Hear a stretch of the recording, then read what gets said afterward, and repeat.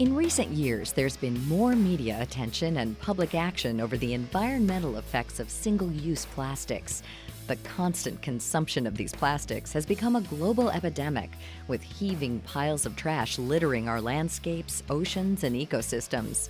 And it's been well studied that many of these items, from plastic water bottles to makeup wipes, are rarely recycled, with only about 10% being reused. The rest sits in landfills, where it can take up to 400 years or longer to decompose. Despite this dull outlook, there's been a shift amongst consumers. More Americans are opting for reusable water bottles and food tins, metal straws, and canvas bags instead of plastic for grocery shopping. But is it enough? There's one big pollution source that's rarely discussed, making up more than 1/3 of all collected litter on the planet. Can you guess it? It's cigarettes. Globally, about 4.5 trillion cigarettes are littered each year, says the public health nonprofit Truth Initiative. It seems like almost every day you see a person throwing a cigarette butt out a car window or onto a sidewalk. We know from surveys of smokers that 2/3 of them say they dumped their cigarette butts sometime during the last month. And from observational studies of smokers following them around, for instance, people have found that smokers, even with cigarette butt receptacles nearby, tend to put them out on the ground and step on them. That's Dr. Thomas Novotny, Professor Emeritus of Epidemiology and Biostatistics at San Diego State University. Part of his work is piecing together the negative effects of cigarette use. It's important to realize that cigarette butts are plastic and non-biodegradable or poorly biodegradable at best. That alone causes us concern, or should cause us concern, as we increase our concern for single-use plastics and ban plastic bags and ban plastic straws. Cigarette butts are sort of the last kind of acceptable form of litter. It's part of the ritual of smoking. Novotny has spent much of his career studying the public health and environmental impacts of tobacco use, and now e-cigarette use as well. It's everything from trying to figure out what are the mortality and morbidity effects of smoking, but also now working on tobacco's impact on the environment. From the time that tobacco is grown, which is pretty hard on soils and it's characterized by a lot of pesticide use and child labor and other kinds of bad kind of things, to secondhand and thirdhand smoke, which are environmental contaminants from smoking, and then on to now concern for post-consumption waste, or cigarette butts, basically. And now that we have electronic cigarettes and devices, that also comes into consideration as electronic waste, everything from the batteries to the chemicals that leached out from those waste products as well. Novotny says despite a decrease in the number of people smoking cigarettes, they still seem to be everywhere, from public beaches to parks across the U.S. The fact that these are the most common picked-up item around the world every year on beach cleanups, that is about 1/3 of all the items by count, not by weight, but by count, are cigarette butts.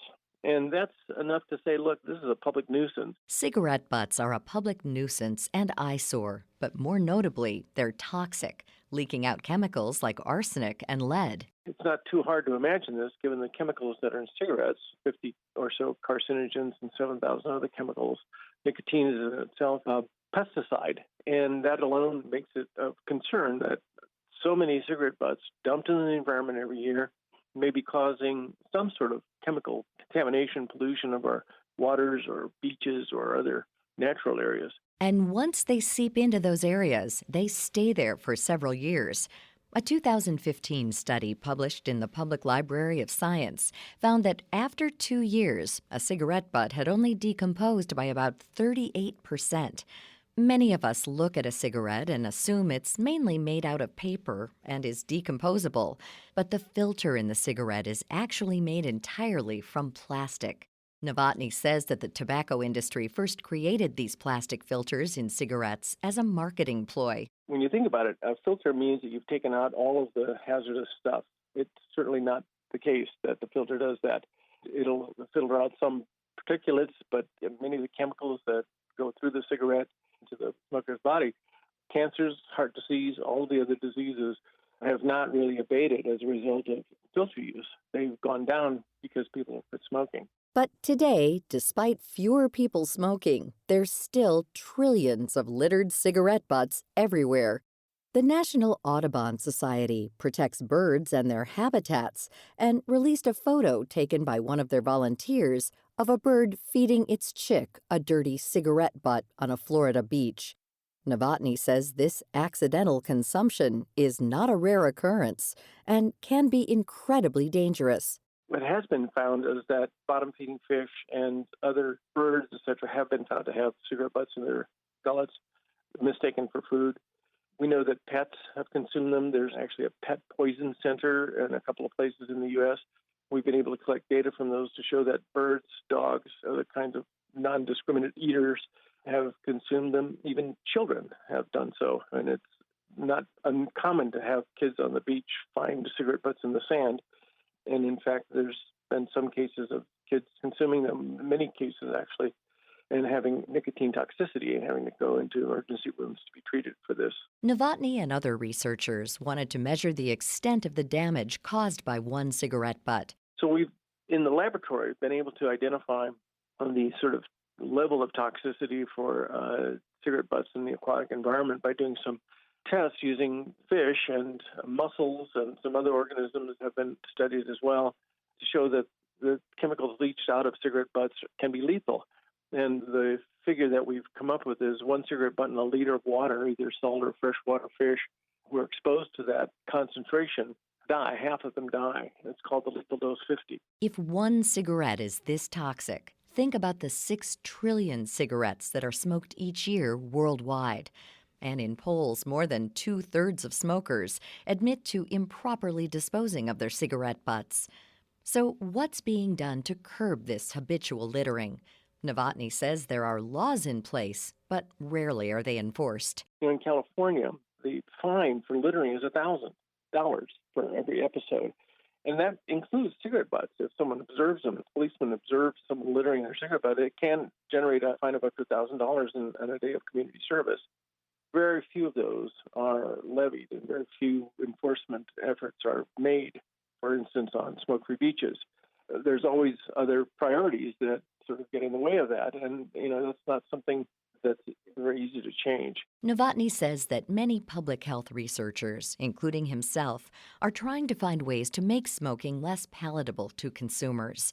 One example is working to pass legislation that bans flavors like menthol that mask tobacco and make it easier and more appealing to smoke.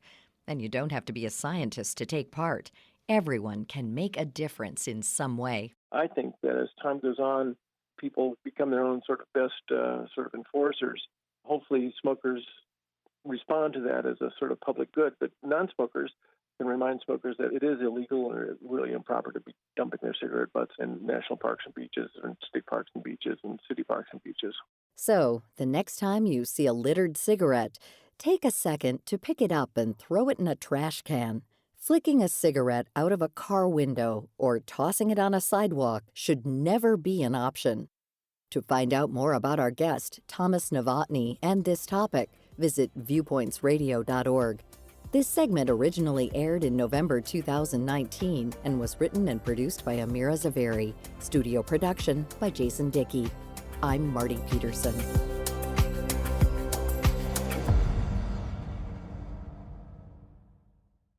Coming up next week.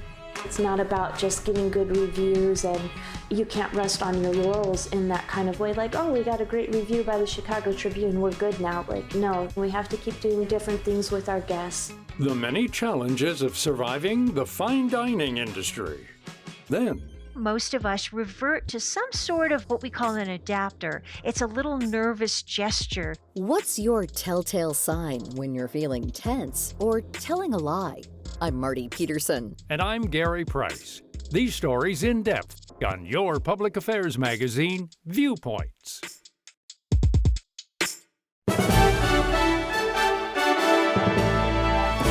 And that's Viewpoints for this week. Follow us on Twitter, Facebook, and Instagram to learn more about upcoming shows and find a library of past programs on Apple Podcasts, Google Play, and Spotify. Plus, you'll always find previous segments and more information about our guests at viewpointsradio.org. Join us again next week for another edition of Viewpoints.